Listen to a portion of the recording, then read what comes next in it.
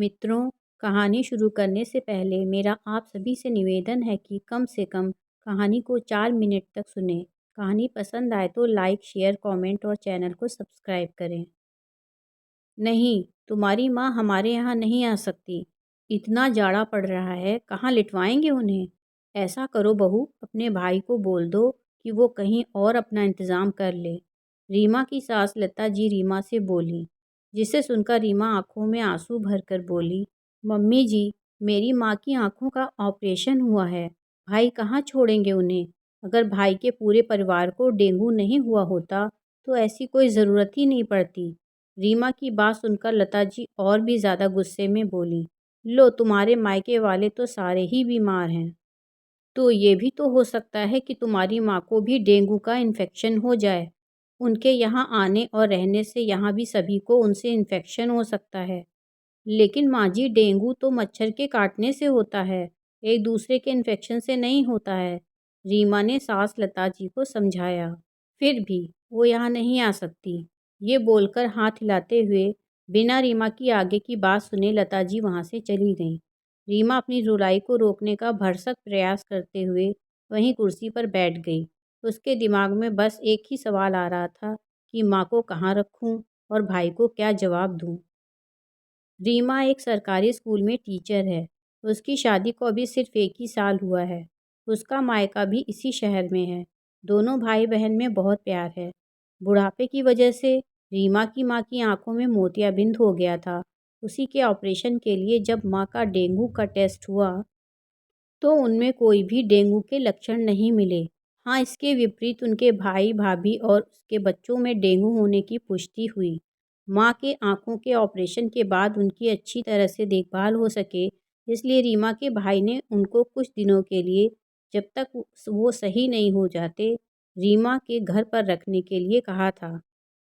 रीमा सोचने लगी कि माँ जी तो उसकी माँ को यहाँ आने ही नहीं देना चाहती हैं। खुद नौकरी करने के बावजूद आज रीमा खुद को बहुत असहाय महसूस कर रही थी। उसे आज अपने पति के साथ की ज़रूरत थी, पर शायद वो भी रीमा की माँ को यहाँ नहीं लाना चाहते थे। इसलिए बिना कुछ बोले वो चुपचाप ऑफिस चले गए थे। तभी लता जी की चहकती हुई आवाज़ आई, बहू, कल मेरी बड़ी बहन आ रही हैं। उनके साथ उनकी बेटी भी आ रही है।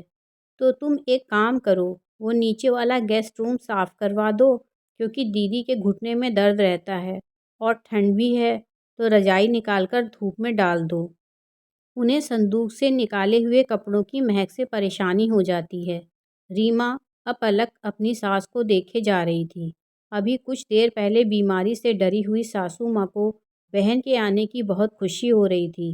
रीमा को यूं घूरते देख लता जी एक बार फिर गुस्से से चिल्लाईं और बोली, बहू, तुम्ही से बोल रही हूँ, ऐसे क्या टुकुर टुकुर देख रही हो? जो बोला वो समझ आया कि नहीं? सब समझ गई हूँ माँ जी, आपका दोगलापन। बहू के मुंह से पहली बार ऐसी बात सुनकर हैरान रह गई लता जी। वो दहाड़ी, क्या कहा बहू तुमने? वही जो आपने सुना। अभी जब मेरी बीमार माँ के आने की बात हो रही थी तो आपको डेंगू होने का डर लग रहा था, जबकि आपको अच्छी तरह से पता है कि मेरी माँ को डेंगू नहीं हुआ है।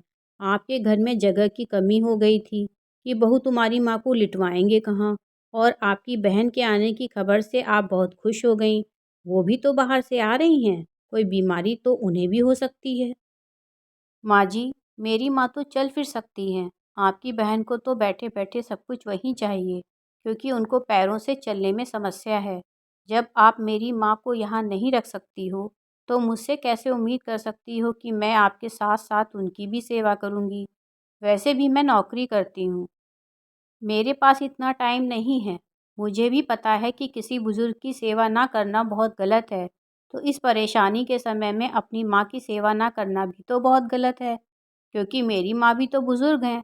इसलिए मैं अपनी माँ को अपनी सहेली के खाली पड़े मकान में रख कर उनकी सेवा और देखभाल करूँगी, जब तक वो पूरी तरह से ठीक नहीं हो जाती हैं। और हाँ, आप अपनी बड़ी बहन की सेवा करें।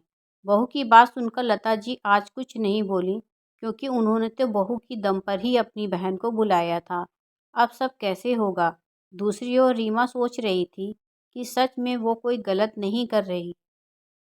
एक बुज़ुर्ग मेहमान की सेवा करने के लिए मना करके, फिर अपनी माँ के लिए अपने फ़र्ज़ को याद करके रीमा ये सोचकर चल दी अपनी माँ के पास कि ये गलत है तो गलत ही सही।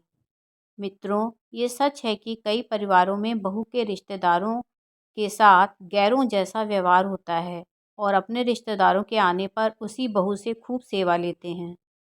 मित्रों, कहानी सुनने के लिए दिल से धन्यवाद। अगर आपको मेरी ये कहानी पसंद आई हो तो कृपया मेरे चैनल को सब्सक्राइब करें।